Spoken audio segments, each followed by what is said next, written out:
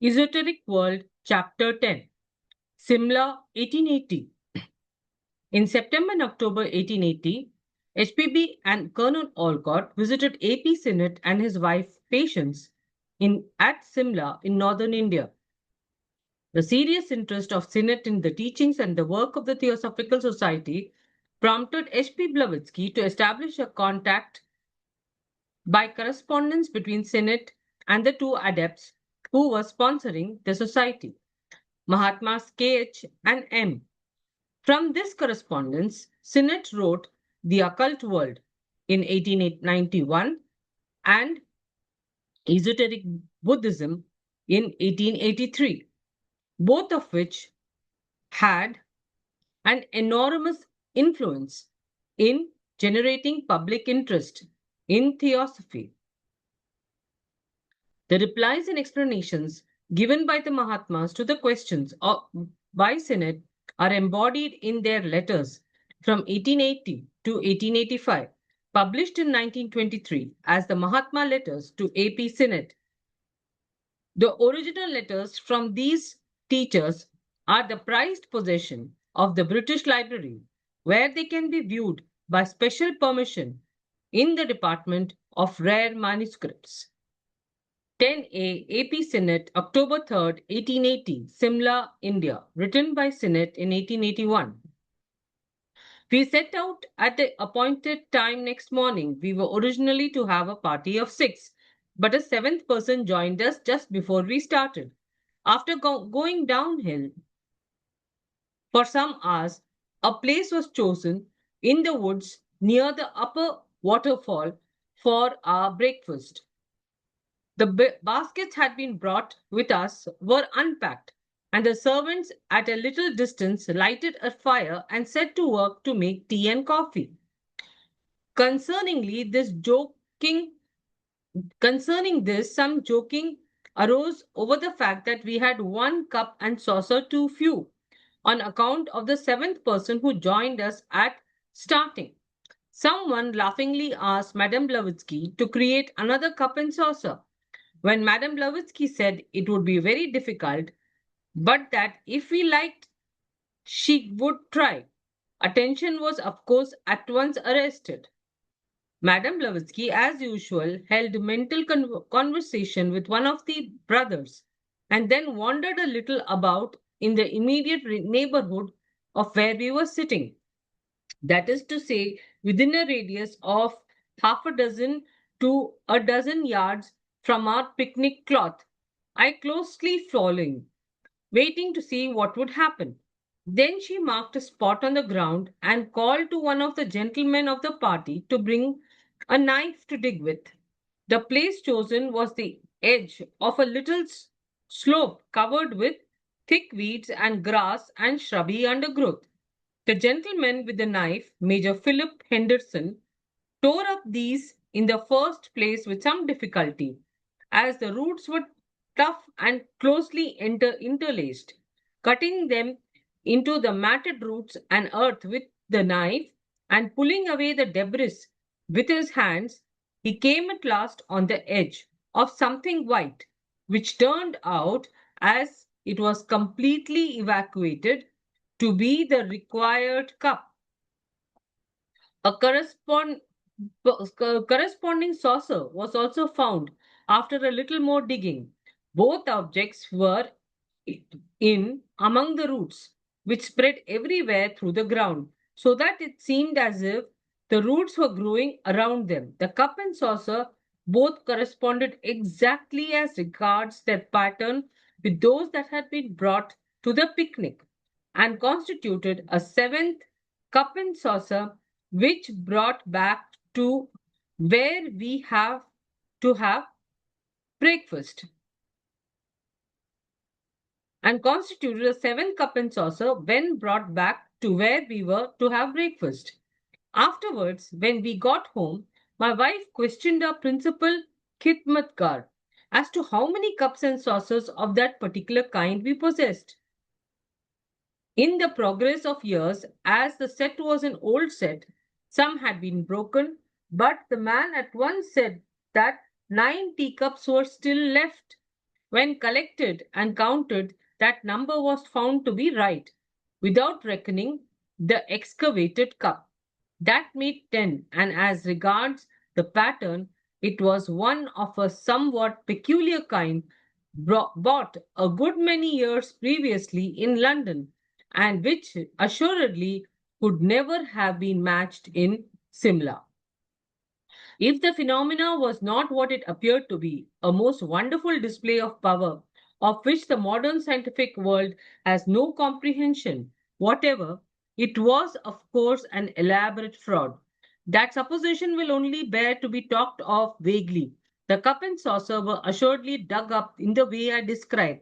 If they were not deposited there by occult agency, they might have been buried there beforehand. Now I have described the character of the ground from which they were dug up, and assuredly that had been undisturbed for years by the character of the vegetation upon it. But it may be urged that from some other part of the sloping ground, a sort of tunnel may have been excavated in the first instance, through which the cup and saucer could have been thrust into the place where they were found. If the tunnel had been big enough for the purpose, it would have left traces which were not perceptible on the ground, which were not even discoverable when the ground was searched shortly afterwards, with a view to that hypothesis. But the truth is that the theory of the previous burial is untenable in view of the fact that the demand for the cup and saucer, of all the myriad things that might have been asked for, could never have been foreseen. It arose out of circumstances themselves the sport of the moment. If no extra person had joined us in the last minute, the number of cups and saucers packed by the servants would have been sufficient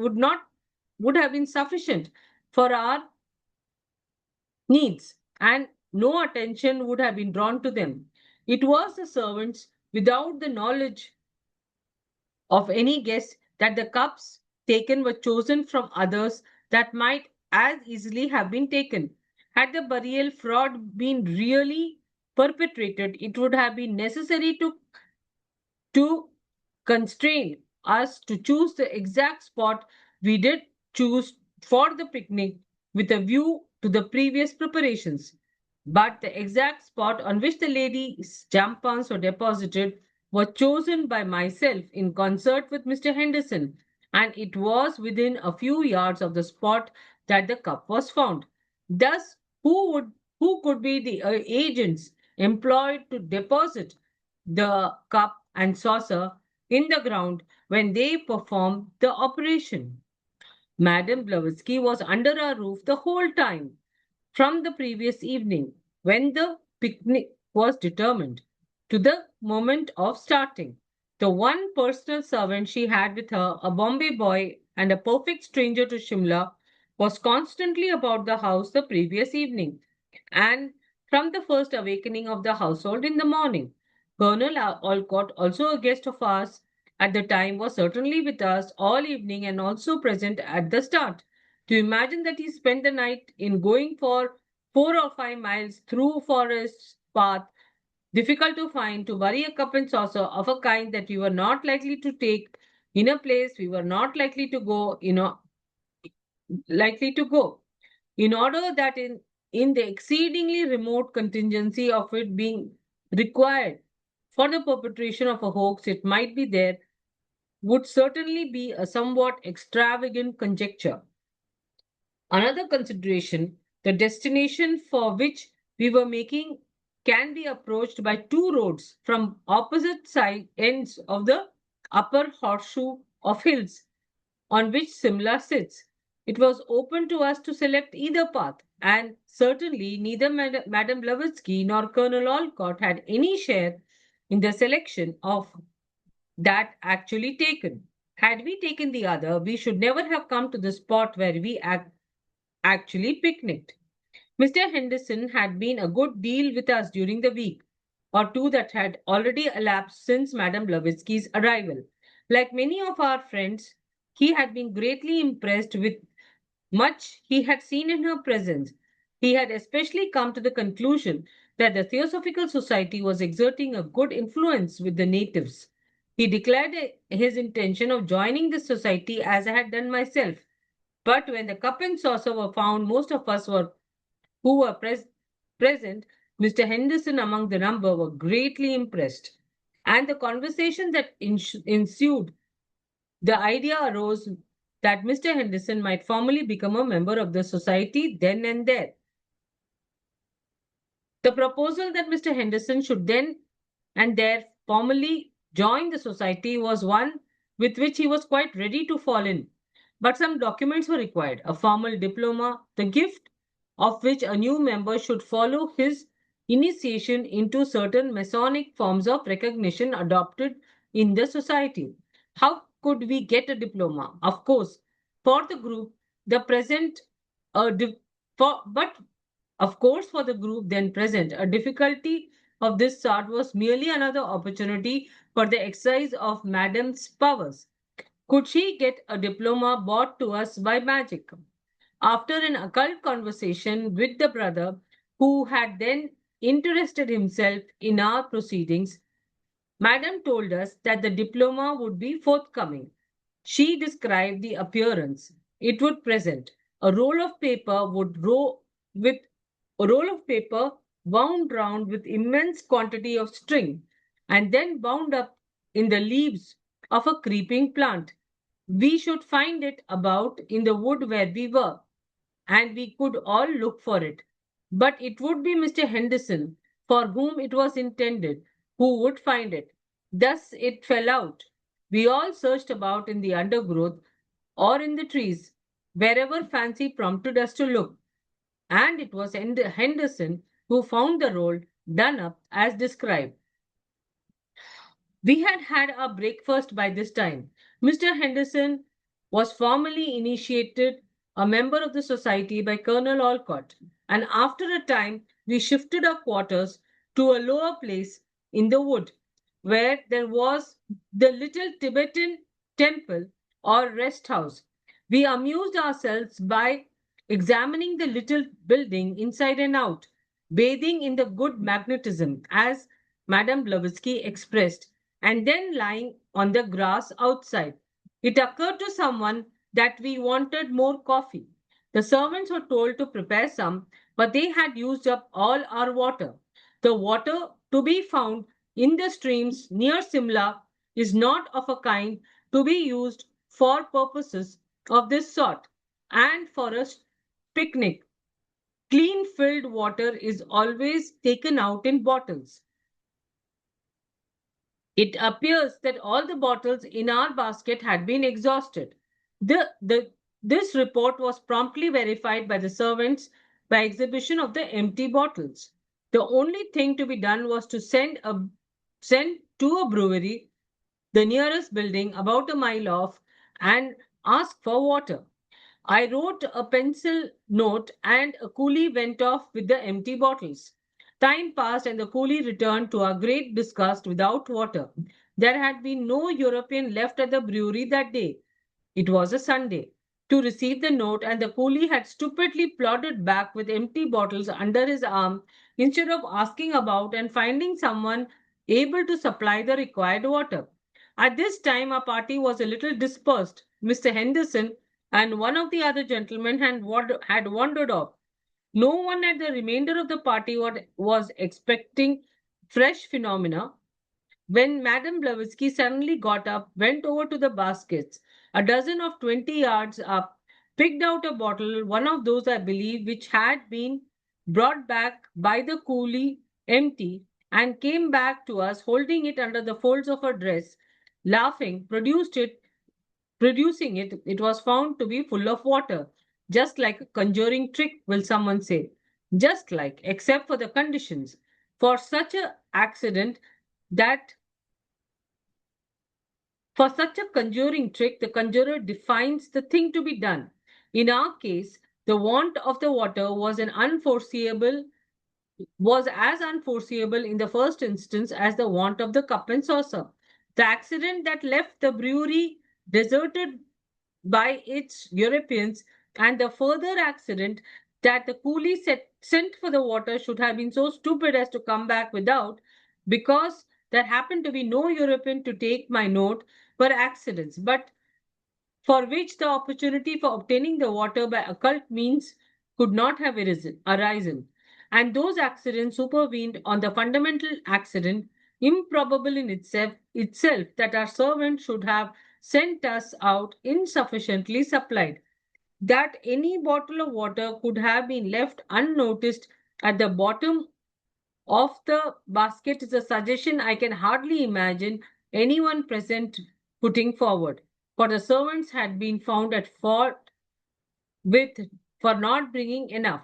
They had just before had the baskets completely emptied out, and we had not submitted to the situation till we had been fully satisfied that there was no more water left. Furthermore, I tasted the water in the bottle Madame Blavatsky produced, and it was not water of the same kind as that which came from our own filters. It was an earthy tasting water, unlike that of modern Simla supply, but equally unlike, I may add, though in a different way, the offensive and discolored water of the only stream flowing through those waters, through those woods. How was it brought? That the fact is there, whether we can explain it or not. The rough, popular saying that you cannot argue the hind leg of a cow embodies a sound reflection, which our prudent skeptics in matters of the kind with which I am now dealing are too apt to overlook. You cannot argue away a fact by contending that by the light in your mind it ought to be something different from what it is. Still less you can argue away a mass of facts like those I am recording by a series of extravagant and contradictory hypotheses about each in turn. What the determined disbeliever so often overlooks is that the skepticism which may show an acuteness of mind up to a certain point reveals a deficient intelligence when adhered to in the face of certain kinds of evidence. Mr. Henderson, I should add, afterwards changed his mind about the satisfactory character of the cup phenomena and said that it vitiated a scientific proof of the interposition of the theory that the cup and saucer might have been thrust up their places by means of a tunnel cut from a lower part of the bank. I have discussed that hypothesis already and mentioned the fact of Mr. Henderson's change of opinion, which does not affect any of the circumstances I have narrated merely to avoid the chance that readers might think I was treating the change of opinion in question as something it was worthwhile to disguise. It was on the evening of the day of the cup phenomena that there occurred an incident destined to become the subject of very wide discussion in all Anglo Indian papers. This was the celebrated brooch incident. The facts were related at the time in a little statement drawn up for publication and signed up by the 9 persons who witnessed it. The statement will be laid before the reader directly, but as the comments to which it gave rise showed, it was too meager to convey a full and accurate idea of what occurred. I will describe the course of events a little more fully. We, that is my wife and myself, with our guests, had gone up the hill to dine in accordance with previous engagements with Mr. and Mrs. Hume. We dined, a party of 11, at a round table, and Madame Blavatsky, sitting next to our host, tired and out of spirits as it happened, was unusually silent. During the beginning of dinner, she scarcely said a word, Mr. Hume conversing chiefly with the lady on his other hand. At Indian dinner tables, there are little plate warmers with hot water before each guest, on which each plate served remains while in use. Such plate warmers were used in the evening I am describing, and over hers, in an interval during which plates had been removed, Madame Blavatsky was absently warming her hands. Now the production of Madame Blavatsky's wraps and bells bell sounds we had noticed sometime seemed easier and seemed easier, and the effects better when her hands had been warmed in this way. So, someone, seeing her engaged in warming them, asked her some questions, hinting in an indirect way at phenomena. So, merely in mockery, when asked why she was warming her hands, she enjoined us all to warm our hands and see what happens. Some of the people present actually did so, a few joking words passing among them. Then Mrs. Hume raised a little laugh by holding up her hands and saying, "But I have warmed hands. What next?" It appears, from what I learned afterwards, that just at that moment, or immediately before, HPB suddenly perceived by those occult faculties of which mankind at large have no knowledge that one of the brothers was present in astral body, invisible to the rest of the room. It was following his instructions, therefore, that she acted in what follows. Of course, no one knew at the time that she had received any impulse in the matter, uh, external to herself. What took place as regards the surface of things was simply this. When Mrs. Hume said, I have said When Mrs. Hume said what I have set down above, and when the little laugh ensued, Madame Blavatsky put out her hand across the one person sitting before herself, and Mrs. Hume took one of that hand's lady, saying, "Well, then do you wish for another in particular?" I cannot repeat the precise sentences spoken, nor can I say now exactly what Mrs. Hume first replied before she understood the situation. But this was made clear to clear in a very few minutes. Some of the others present, catching the first, explained, "Think of something you would like to have brought to you. Anything you like, not wanted for anything you like, not wanted for any mere worldly motives. Is there anything you can think of that will be very difficult to get?" Remarks of this sort were the only kind that were made in the short interval that elapsed between the remark by Mrs. Hume about having warmed her hands and the indication by her of the thing she had thought of. She said that she had thought of something that would do. But what was it? An old brooch that her mother had given her long ago and she had lost. Now, when this brooch, which was ultimately recovered by occult agencies, as the rest of my story will show, came to be talked about, people said, of course, Madame Blavatsky led up the conversation to that particular thing she had arranged beforehand to produce. I have described all the conversation which took place in the subject. Before the brooch was named, there was no conversation about the brooch or anything of the kind whatever. 5 minutes before the brooch was named, there had been no idea in the minds of any person present that any phenomena of the nature of finding any lost article or any other thing indeed was going to be performed, nor while Mrs. Hume was going over in her mind the things she might ask for, did she speak any word indicating the direction her thoughts were taking. From the point of the story now reached, the narrative established at the time tells it almost as fully as it needs to be told, so I reprint it here. On Sunday the 3rd, at Mr. Hume's house at Shimla,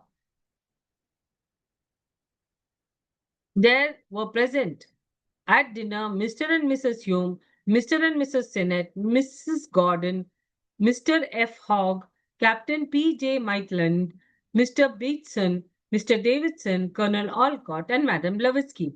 Most of the persons present having recently seen many remarkable occurrences in Madame Blavatsky's presence, conversation turned on occult phenomena, And in the course of this, Madame Blavatsky asked Mrs. Hume if there was anything she particularly wished for. Mrs. Hume at first hesitated, but in a short time said there was something she would particularly like to have brought to her, namely a small article of jewelry that she formerly possessed, but had given away to a person who had not allowed it to pass out of her possession. Madame Blavatsky said that if she could fix the image of the article in question very definitely on her mind, she, Madame Blavatsky, would endeavor to procure it.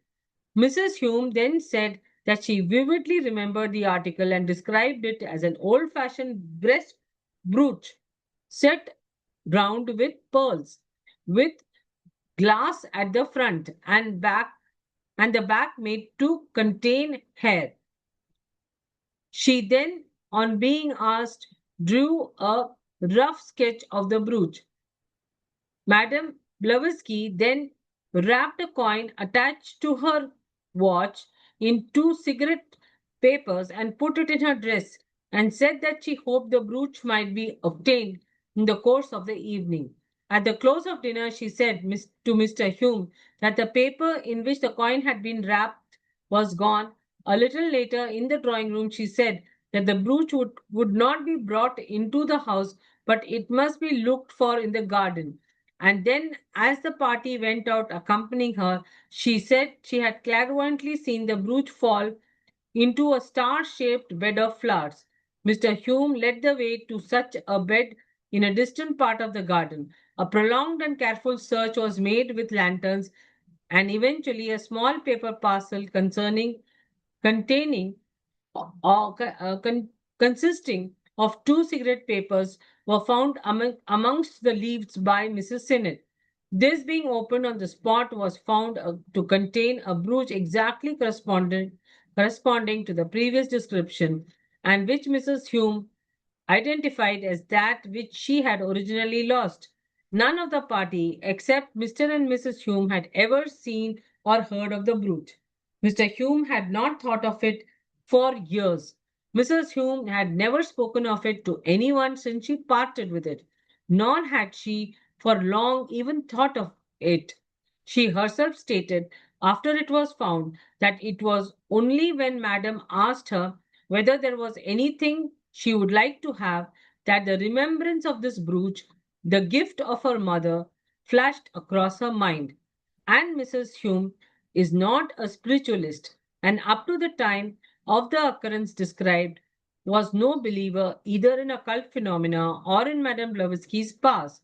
The brooch is unquestionably the one which Mrs. Hume lost, even supposing, which is practically impossible, that the article, lost months before Mrs. Hume ever heard of Madame Blavatsky and bearing no letter or other indication of original ownership, could have passed in a natural way into Madame Blavatsky's possession. Even then, she could not have possibly foreseen that it would be asked for. Mrs. Hume herself had not given it a thought for months. The narrative read over to the party is signed by A.O. Hume, Alice Gordon, M.A. Hume, P.J. Maitland, Fred Hogg, W.M. Davidson, A.P. Sinnet, Stuart Beatson, and Patience Sinnet. When the narrative was published, the 9 persons above mentioned were assailed with torrents of ridicule, floods more or less imbecile criticism have been directed to show that the whole performance must have been a trick, and for many persons it is now, no doubt, an established explanation that Mrs. Hume was adroitly led up to ask for the particular article produced. By a quantity of preliminary talk about a feat which Madame Blavatsky specially went to the house to perform. A further established opinion is that the brooch which Mrs. Hume gave to her daughter and which her daughter lost must have been got from that young lady about a year previously when she passed through Bombay, where Madame Blavatsky was living on her way to England. The young lady's testimony to the effect that she had lost the brooch before she went to Bombay or ever saw Madame Blavatsky is a little feature of this hypothesis which its contented framers do not care to inquire into. 10b P.J. Maitland, October 13th, 1880, Simla, India.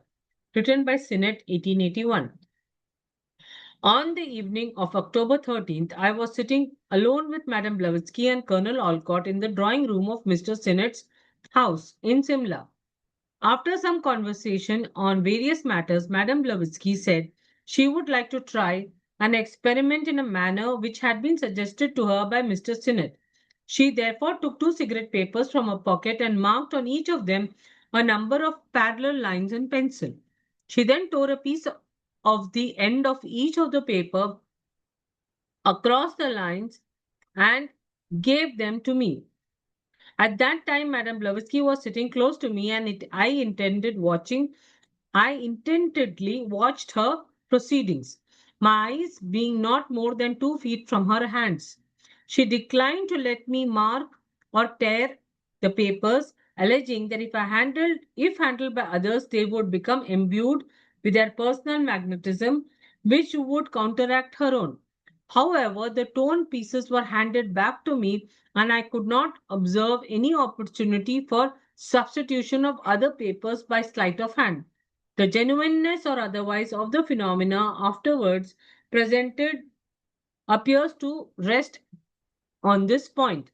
The tone of pieces of the paper remained in my closed left hand until the conclusion of the experiment. Of the larger pieces, Madame Blavatsky made two cigarettes, giving the first to me to hold while the other was being made. I scrutinized the cigarette very attentively in order to be able to recognize it afterwards. The cigarettes being finished, Madame Blavatsky stood up and took them between her hands, which he rubbed together. After about 20 or 30 seconds, the grating noise of the paper, at first distinctively audible, ceased. She then said, "The current is passed round and round this end of the room, and I can send them somewhere near here. The theory is that a current of what can be called magnetism can be made to convey objects previously dissipated by the same force to any distance and in spite of the intervention of any amount of matter." A moment afterwards, she said that she had fallen on the piano. The a moment afterwards, she said one had fallen on the piano and the other near that bracket. As I sat on a sofa with my back to the wall, the piano was opposite, and the bracket supporting a few pieces of china was to the right between it and the door. Both were in full view across the rather narrow room. The top of the piano was covered with piles of music books, and it was among these Madame Blavatsky thought a cigarette would be found. The books were removed one by one by myself, but without seeing anything. I then opened the piano and found a cigarette on a narrow shelf inside it. This cigarette I took out and recognized as the one I held in my hand. The other was found in a covered up cup on the bracket. Both cigarettes were still damp when they had been moistened at the edges in the of in the process of manufacture. I took the cigarettes to a table without permitting them to be touched or even seen by Madame Blavatsky and Colonel Olcott. On being unrolled and smoothed out, the torn, jagged edges were found exactly fitting to the pieces that I had all the time retained in my hand. The pencil marks also corresponded. It was therefore it would therefore appear that the pen paper were actually the same as those I had seen torn. Both the papers are still in my possession, and it may be added that Colonel Olcott sat near me with his back to Madame Blavatsky during the experiment and did not move till it was concluded. 10C AP Sinnet, October 15th, 1880, Simla, India. Written by Sinnet. One day I asked Madame Blavatsky whether if I wrote a letter to one of the brothers, she could get it delivered. I hardly thought it was probable, as I knew how very unapproachable the brothers generally are. But as she said that at any rate she would try, I wrote a letter addressing it to the unknown brother and gave it to her to see if any result would ensue. It was a happy inspiration that induced me to do this, for out of that small beginning has arisen the most interesting correspondence in which I have ever been privileged to engage. The idea that I had specially in my mind when I wrote the letter above referred to was that all test phenomena one could wish for the best would be the production in our presence in India of a copy of the London Times that day's date. With such a piece of evidence in my hand, I argued I would undertake to convert everybody in Shimla who was capable of linking two ideas together to a belief in the possibility of obtaining occult agency physical results which were beyond the control of ordinary science.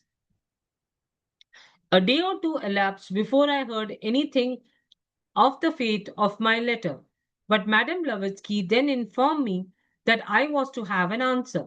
She had not been able at first to find a brother to receive the communication, though those whom she had first applied to declined to be troubled with the matter.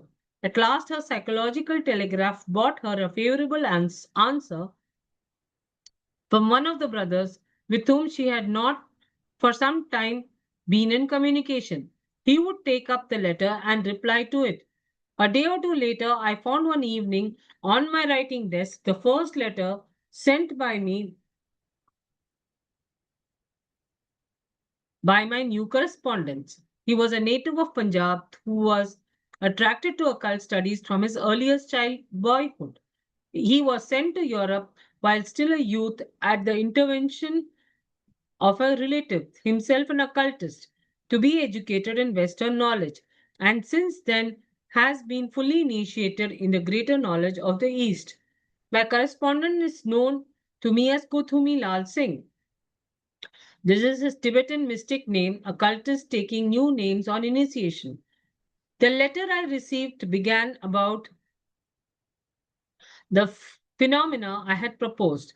Precisely, Kuthumi wrote, because the test of the London newspaper would close the mouths of skeptics, it was inadmissible. See it in what light you will. The world is yet in its first stage of disenthralment, hence unprepared. Very true, we work by natural, not supernatural means and laws. But as on the one hand, science would find itself unable in its present state to account for the wonders given in its name, and on the other hand, the ignorant masses would still be left to view the phenomena in light of a miracle. Everyone would thus be made a witness to the occurrence, would be thrown off his balance, and the result would be deplorable. Believe me, it would be so specially for yourself who originated the idea, and the devoted woman HPB who so foolishly rushes into the wide open door leading to notoriety. The door, though opened so friendly a hand as yours, would prove very soon a trap and a fatal one, indeed for her, and such is not surely your object. Note, the correspondence between Miss A.P. Sinnet and Master Kuthumi extended from October 1880 to March and April 1885. In 1923, Master K.H.'s letters, as well as the letters of Master Maurya, were published in London under the title The Mahatma Letters to A.P. Sinnet. 10d. A.P. Sinnet, October 20th, 1880, Simla, India, written by Sinnet in 1881. Note, A.P. Sinnet writes, I saw K.H. in astral form on the night of 19th of October, 1880, waking up for a moment, but immediately afterwards being rendered unconscious again in the body and conscious out of the body in the adjacent dressing room. where I saw another of the brothers afterwards identified with one called Serapis by Olcott.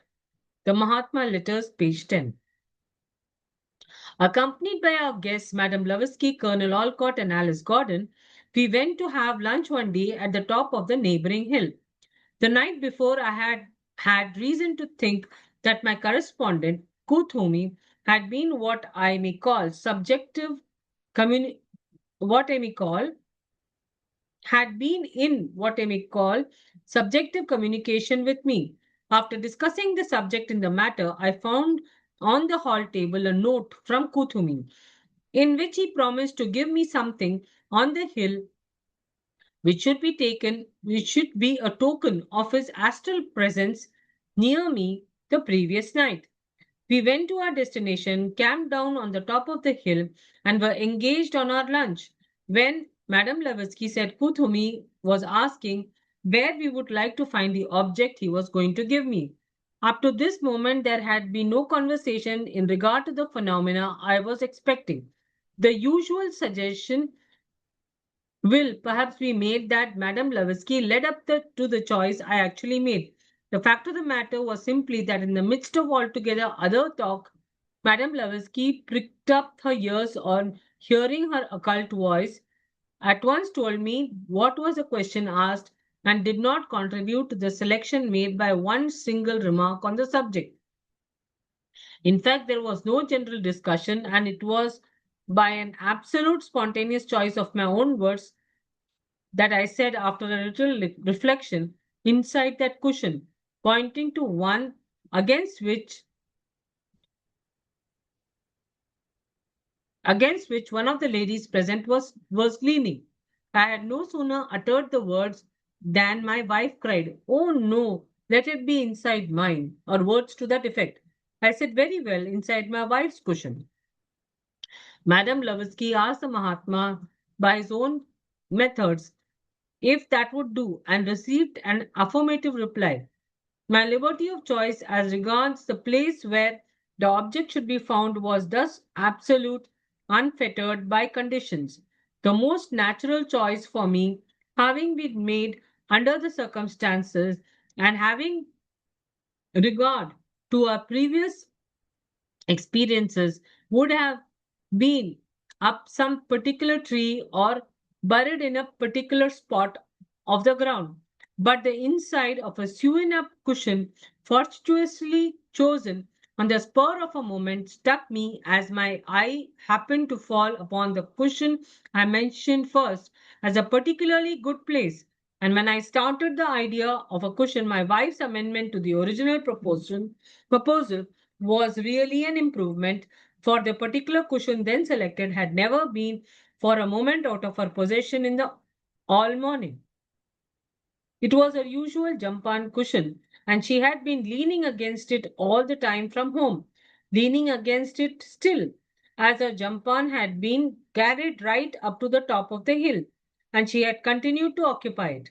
The cushion itself was very firmly made of the worsted work and velvet and had been in our possession for years.